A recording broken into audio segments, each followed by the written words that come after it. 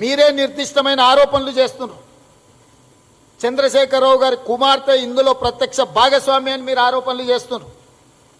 వారి ఇంటి మీదకి మీరు దాడులకు వెళ్ళినారు. వారిని రాజీనామా చేయాలని మీరు డిమాండ్ చేసినారు.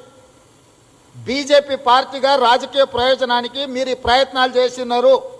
ఈ రాజకీయ ప్రయోజనం పొందడానికి మీరు చేసినప్పుడు, ఇది నిజమైనప్పుడు, మీ ప్రభుత్వమే అధికారంలో ఉన్నప్పుడు, మీ పార్టీ ఆధ్వర్యంలో విచారణ సంస్థలు విచారణ చేస్తున్నప్పుడు సిబిఐ దాడులు కేసీఆర్ కుటుంబ సభ్యుల మీద ఎందుకు జరగలేదు? ఎందుకు వాళ్ళ ఇళ్లలో సోదాలు జరగలేదని నేను అడుగుతున్నా. దీని వెనకాల ఉన్న లాలూచి, దీని వెనకాల ఉన్న బ్లాక్మెయిల్ రాజకీయం ఏంది అని చెప్పి బీజేపీని నేను సూటిగా అడుగుతున్నా. ఇక రెండవ అంశం, ఇన్కమ్ ట్యాక్స్ దాడులు. ఈ మధ్యకాలంలో వాసవి గ్రూప్ కానీ, సుమధుర గ్రూప్ కానీ, ఫినిక్స్ గ్రూపుల మీద ఇన్కమ్ ట్యాక్స్ దాడులు జరుగుతున్నాయి. వీళ్ళందరూ కేసీఆర్ కేటీఆర్ బినామీలు, వాళ్ళతో ఆర్థిక లావాదేవీలు ఉన్నాయి. కాబట్టి వాళ్ళ మీద దాడులు చేసినాం, వీళ్ళ సంగతి తేల్చడానికి కానీ ఈరోజు టీవీలలో పత్రికలలో వార్తలు వస్తున్నాయి. వాళ్ళ మీద ఐటీ దాడులను సంబంధిత అధికారులు ధృవీకరించలే. వాళ్ళకు సంబంధించిన ఆరోపణలు కేసీఆర్కు సంబంధించిన బినామీ కంపెనీల, కేసీఆర్ లేకపోతే కేటీఆర్ ఆస్తుల పెట్టుబడులు అందులో ఉన్నాయా లేదా అధికారులు ధృవీకరించలే. కానీ మీకు కొన్ని అంశాలను గుర్తు చేయదలుచుకున్నారు తెలంగాణ సమాజానికి. ప్రతి ఉప ఎన్నికల సందర్భంగా, ఎన్నికలు దగ్గర పడుతున్నప్పుడు తెలంగాణలో ఇలాంటి దాడులు చేయడము, భయాందోళనకు గురి చేయడము, ఆ వ్యక్తులను లొంగ తీసుకోవడం అనేది భారతీయ జనతా పార్టీ నిరంతరం ఈ ప్రక్రియకు పాల్పడుతుంది. దుబ్బాక ఎన్నికలు కావచ్చు, హుజూరాబాద్ ఎన్నికలు కావచ్చు, హుజూర్ నగర్ ఉప ఎన్నికలు కావచ్చు, గ్రేటర్ హైదరాబాద్ ఉప ఎన్నికలు, గ్రేటర్ హైదరాబాద్ జిహెచ్ఎంసీ ఎన్నికలు కావచ్చు. ఆనాడు మెగా కృష్ణారెడ్డి, మెగా కంపెనీల మీద ఇన్కమ్ ట్యాక్స్ దాడులు జరిగినాయి. మై హోమ్ గ్రూప్ సంస్థలకు సంబంధించిన రామేశ్వరరావు గారి సంస్థల మీద దాడులు జరిగినాయి. ఈరోజు టీఆర్ఎస్ రాజ్యసభ సభ్యత్వం ఇచ్చిన పార్థసారథి రెడ్డి గారి హెటోరో డ్రగ్స్ మీద ఇన్కమ్ ట్యాక్స్ దాడులు జరిగినాయి. బోయిన్పల్లి వినోద్ కుమార్ గారి సోదరుడు ప్రతిమ ఇన్ఫ్రాస్ట్రక్చర్ కంపెనీల మీద ఇన్కమ్ ట్యాక్సులు దాడులు జరిగినాయి. వివిధ ఉప ఎన్నికలు వచ్చినప్పుడల్లా గ్రేటర్ హైదరాబాదు ఈ పరిధిలో, తెలంగాణ రాష్ట్ర పరిధిలో ఉన్న వ్యాపారాలలో కొనసాగుతున్న సంస్థల మీద ఇన్కమ్ ట్యాక్స్ దాడులు జరిగి, ఆ ఇన్కమ్ ట్యాక్స్ దాడులల్లా పెద్ద ఎత్తున పత్రాలు, ఆర్థిక లావాదేవీలు, బ్లాక్ మనీ దందాల గురించి ఆధారాలు దొరికినాయని చెప్పి టీవీలలో, పేపర్లలో పెద్ద పెద్ద తాటికాయంత అక్షరాలతో రాపించిండ్రు. నేను ఈరోజు ఇన్కమ్ ట్యాక్స్ అధికారులను, కేంద్ర ప్రభుత్వాన్ని, 2 రోజుల్లో నిర్మలా సీతారామన్ గారు ఈ రాష్ట్రానికి రాబోతున్నారు ఆర్థిక మంత్రిగా. మై హోమ్ గ్రూప్ సంస్థల మీద, మెగా గ్రూప్ సంస్థల మీద, ప్రతిమా గ్రూప్ సంస్థల మీద, అదేవిధంగా హెటెరో గ్రూప్ సంస్థల మీద దాడులు జరిగినప్పుడు హెటెరో గ్రూప్ సంస్థలకు 142 కోట్ల రూపాయల నగదు దొరికిందని ఆ రోజు టీవీలలో, పేపర్లలో పెద్ద పెద్ద గేసారు. 142 కోట్ల నగదు దొరికిన ఆ సంస్థ మీద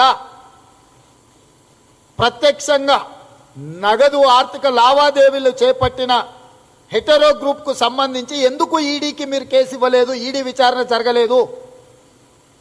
ఈరోజు ఈ సంస్థల మీద జరిగిన ఇన్కమ్ ట్యాక్స్ దాడులలో ఏం బయటపడ్డాయి? ఏం సేకరించిండ్రు? వాళ్ళు ఎవరెవరికి నిధులు ఇచ్చిండ్రు? వాళ్ళు ఎవరి బినామీలు 4 సంస్థల మీద తేలలేదు. ఇవాళ మునుగోడు ఉప ఎన్నికలు రాగానే మళ్ళీ అదే నాటకానికి బీజేపీ తెరలేపింది. ఇవాళ ఫినిక్స్ అని, వాసవి అని, సుమధుర అని వివిధ రియల్ ఎస్టేట్ సంస్థల మీద దాడులు జరుగుతున్నాయి. ఇవన్నీ కూడా కేసీఆర్ బినామీ సంస్థలు, ఆధారాలు సేకరించడానికి దాడులు జరుగుతున్నాయి అంటారు. గత 3 ఏళ్ల నుంచి రెండోసారి మోడీ గారు, రెండోసారి కేసీఆర్ గారు ప్రభుత్వం ఏర్పాటు చేసిన తర్వాత పదే పదే ఈ విధమైన నాటకాలకు తెరలేపినరు.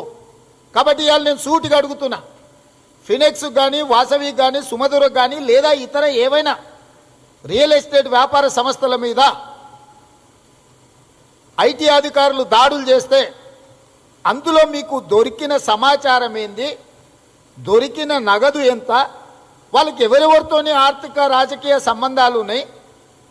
మీరు ఎవరి మీద చర్యలు తీసుకోవడానికి ఈ అన్ని వ్యవహారాలకు పాల్పడుతున్నారు? ఈ లిక్కర్ స్కాము తర్వాత ఈ వివిధ సంస్థల మీద ఇన్కమ్ ట్యాక్స్ దాడులల్లా CBI, income tax and ED. కేంద్ర ప్రభుత్వము, భారతీయ జనతా పార్టీ ఈ మూడింటిని ఎన్నికలు నిర్వహించే అనుబంధ విభాగాలుగా వినియోగిస్తుంది. ఈ అనుబంధ విభాగాలు ఎన్నికల ముందు మనము కాంగ్రెస్ పార్టీ ఏదైనా ఎన్నికలు కానీ ఉప ఎన్నికలు కానీ వస్తే మా అనుబంధ విభాగాలను మొదట పిలుస్తాం.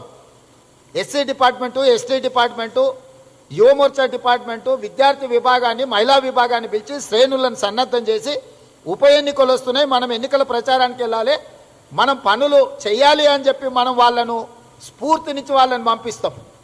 కానీ ఎక్కడైనా ఉప ఎన్నికలు వస్తే కేంద్ర ప్రభుత్వం ఈడీ, ఇన్కమ్ ట్యాక్స్, సిబిఐ అధికారులను పిలిపించి ఉప ఎన్నికలు వస్తున్నాయి కాబట్టి మీరు అందరు కలిసి ఎలక్షన్ డిపార్ట్మెంట్. ఈడీ అంటే ఇప్పుడు కేంద్ర ప్రభుత్వం దృష్టిలో ఎలక్షన్ డిపార్ట్మెంట్గా మారిపోయింది. ఈ సంస్థలను ముందు పంపించి సంస్థల మీద, వ్యక్తుల మీద దాడులు చేసి వాళ్ళని భయపెట్టి లొంగ తీసుకొని ఆ తర్వాత ఎన్నికలలో నెగ్గాలనే ప్రయత్నం చేస్తున్నారు. ఇది ఒక భాగం. ఎన్నికలు వచ్చినప్పుడల్లా మత విద్వేషాలను రెచ్చగొట్టడానికి అవసరమైన మాటలు మాట్లాడుతుంటారు బీజేపీ వాళ్ళు. మీరు చూసిండ్రు దుబాకలో ఇదే రకమైన చర్యలు, దాడులు. ఆ రోజు హైదరాబాద్లో రఘునందన్ రావు గారి బావమార్ది నగదుతో దొరికిందని మొత్తం క్యాష్ ఇట్లా డిస్ప్లే చేసి ఆ రోజు టీఆర్ఎస్ వాళ్ళు ప్రెస్ మీట్లు పెట్టారు.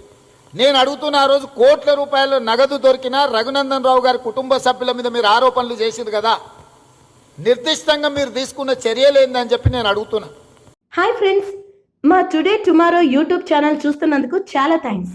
మరిన్ని లేటెస్ట్ వీడియోస్ కోసం వెంటనే సబ్స్క్రైబ్ చేయండి. అలాగే ఈ బెల్ ని కూడా రింగ్ చేసేయండి. మా నోటిఫికేషన్స్ అన్ని మీ మొబైల్లో వస్తాయి. అలాగే మా వీడియోస్ మీకు నచ్చితే లైక్ చేయండి, షేర్ చేయండి, నచ్చకపోతే కామెంట్ చేయండి.